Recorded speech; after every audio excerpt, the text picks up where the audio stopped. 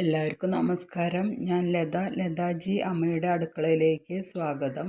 ഞാനിന്ന് വന്നിരിക്കുന്നത് ഓണത്തിന് ഇലയിൽ വിളമ്പാൻ പറ്റിയൊരു സൈഡ് ഡിഷായ കൂട്ടുകറിയുടെ റെസിപ്പി ആയിട്ടാണ് വന്നിരിക്കുന്നത്.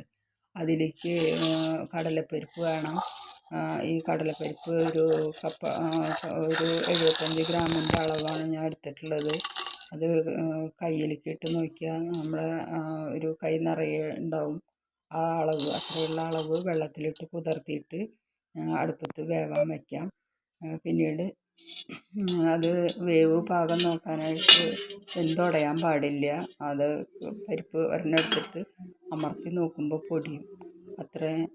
അതുപോലെയുള്ള വേവേ പാടുള്ളൂ. വെന്ത് കുഴയാനോ കൊഴുപ്പാവാനൊന്നും പാടില്ല. അപ്പോൾ അതിലേക്ക് കഷ്ണമായിട്ട് ഒരു നേന്ത്രക്കായ തൊലി കളഞ്ഞ് ചെറിയ കഷ്ണങ്ങളാക്കിയിട്ട് നേന്ത്രക്കായ, പിന്നെ അതുപോലെ അത്രയും അളവിൽ ചേന, മത്തങ്ങ, ഇത് മൂന്നും പരിപ്പിൽ കൂടെ ചേർക്കണം.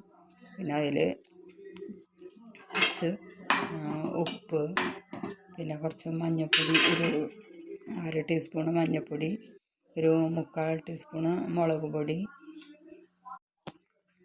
ഒരു 1/4 ടീസ്പൂണ് കുരുമുളക് പൊടി, ഇത് എല്ലാം കൂടിയിട്ട് അതിൽ ചേർത്ത് വേപ്പിലയും പച്ചമുളകും കൂടി ഇട്ടിട്ട് അത് അടച്ച് വേവിക്കാൻ വയ്ക്കാം. പിന്നെ അതിലേക്ക് വേണ്ട അരപ്പിനായിട്ട് നാളികേരം തയ്യാറാക്കാം. അപ്പോൾ അതിന് ഒരു മുറി നാളികേരം എടുത്തിട്ട് ഒരു മുറി നാളികേരം ചിരകി വയ്ക്കണം. ആ ഒരു മുറി നാളികേരത്തിൽ നിന്ന് കുറച്ച് മാത്രം എടുത്തിട്ട് ഒരു 1/4 ഭാഗം നാളികേരം എടുക്കുക. ഒന്ന് മിക്സിയുടെ ജാറിലിട്ടിട്ട് ഒന്ന് ക്രഷ് ചെയ്യുക. പിന്നെ അതിൽ ഒരു 1/2 ടീസ്പൂണ് ജീരകം കൂടി ഈ ജാറിലിട്ടിട്ട് ക്രഷ് ചെയ്തിട്ട് എടുക്കണം. അപ്പോൾ കഷ്ണം ഏതാണ്ട് വേവായിട്ടുണ്ട്. അതായത് കഷ്ണം ഇതുപോലെ വെന്ത് കുഴയാൻ പാടില്ല. പാകത്തിനുള്ള വേവ് മാത്രം വേവാനേ പാടുള്ളൂ. അപ്പോൾ അങ്ങനെ കഷ്ണം വെന്തുണ്ട്. അപ്പോൾ ഇത് അരപ്പ് മിക്സിയുടെ ജാറിലിട്ട് ഒന്ന് കറക്കിയെടുത്തിട്ടുണ്ട്. അത് ഇതിൽ കൂടെ ചേർത്ത് ഈ കഷ്ണത്തിൽ കൂടെ ചേർത്തിട്ട് ഇളക്കി പാകമാക്കി വയ്ക്കാം. പിന്നെ അതിൽ ഇതിൻ്റെ വെള്ളം പാകം നോക്കിയിട്ട് വേണം. വെള്ളം അധികം ആവാൻ പാടില്ല. ഒരു കുഴമ്പ് രൂപത്തിൽ വരാൻ പാടുള്ളൂ നാളികേരമൊക്കെ ചേർക്കുമ്പോൾ. ആ നാളികേരത്തിൻ്റെ ഒപ്പം പിന്നെ ഒരു കഷ്ണം, അതായത് ഒരു ശർക്കര ബെല്ലത്തിൻ്റെ ഒരു 1/4 ഭാഗം, അത്രയും വലിപ്പം, ഒരു 1/4 ഭാഗമായിട്ടുള്ളൊരു കഷ്ണം, അത്രയും വലിപ്പം വേണ്ടു. അങ്ങനെ ആ കഷ്ണം ഇടുക. മധുരം ഓവറാവാണ്ടിരിക്കാൻ വേണ്ടിയാണ്. കുറച്ച് മധുരം ഇട്ടിട്ട് നമ്മൾ നോക്കിയിട്ട് പിന്നെ ഇട്ടാൽ മതി. ബാക്കി വേണമെങ്കിൽ നാളികേരം ചേർക്കുമ്പോൾ അതേപോലെ കുറച്ച് നുള്ളു പഞ്ചസാര ചേർത്ത് ഇട്ടാൽ മതിയാവും. അപ്പോൾ അതുപോലെ തന്നെ മുളകും നോക്കിയിട്ട് മതി. അപ്പോൾ ഇത് എരിവും ഒന്നും അധികം ആവാൻ പാടില്ല.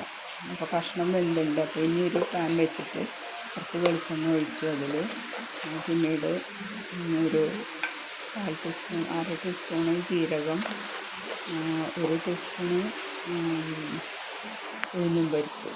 അതിന് മുന്നേ കുറച്ച് ഉണക്കമുളക്, 2-3 ഉണക്കമുളക് പൊട്ടിച്ചിട്ടിട്ട് അത് മൂപ്പിച്ചെടുക്കണം. പിന്നീടാണ് ഉഴുന്നും പരിപ്പ് ഇടുക. മുളക് മൂപ്പായിട്ടില്ല. അങ്ങനെ ഉഴുന്നും പരിപ്പിട്ട് 1 ടീസ്പൂണ് ഉഴുന്നും പരിപ്പിട്ട് പിന്നെ അത് ചുവന്ന് വരണം. അപ്പോൾ ഞാൻ ഓണത്തിന് വേണ്ടിയിട്ട് സാമ്പാർ, എരിശ്ശേരി, മത്തൻ പുളിശ്ശേരി, പിന്നെ വെള്ളഷ്ടു, ഇഞ്ചമ്പുളി, അച്ചാറ്, ഞാനിപ്പോൾ ഈ കൂട്ടുകറിയും കൂടിയിട്ടൊരു 8ാമത്തെ വിഭവമാണ് ഞാൻ ഉണ്ടാക്കാൻ. അതിൻ്റെ റെസിപ്പിയാണ് ഇടുന്നത്. എല്ലാവരും ട്രൈ ചെയ്ത് നോക്കണം. ചെയ്ത് കമൻ്റ് ഇടണം. അതുപോലെ ഈ ചാനൽ ആദ്യമായിട്ട് കാണുന്നവരാണെങ്കിൽ സബ്സ്ക്രൈബ് ചെയ്യുക. പിന്നീട് ലൈക്ക് ചെയ്യുക, കമൻറ്റ് ചെയ്യുക.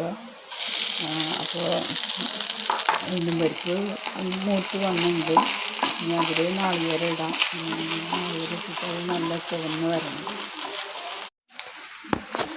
അപ്പോൾ അതുപോലെ അതൊക്കെ എല്ലാവരും ഈ ഓണത്തിനുള്ള ഒരുക്കങ്ങളാണിപ്പോൾ.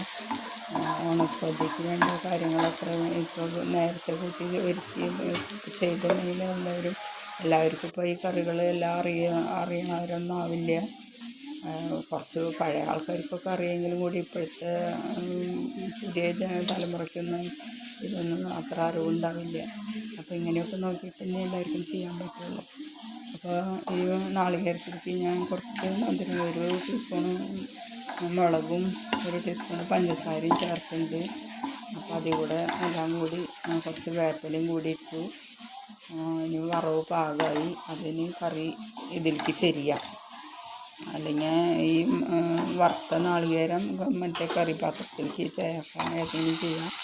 ഇതിൽ ഞാൻ കറി ഇതിലേക്ക് ചെരിഞ്ഞ് അത് കൂട്ടി മിക്സായിട്ട് വേറൊരു പാത്രത്തിലേക്ക് പകർത്തി വെച്ച് ചൂടോടെ മിക്സ് കഴിക്കാം.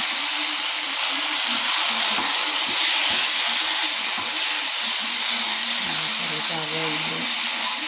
കറി നല്ല ടേസ്റ്റാണ് കഴിക്കാനും.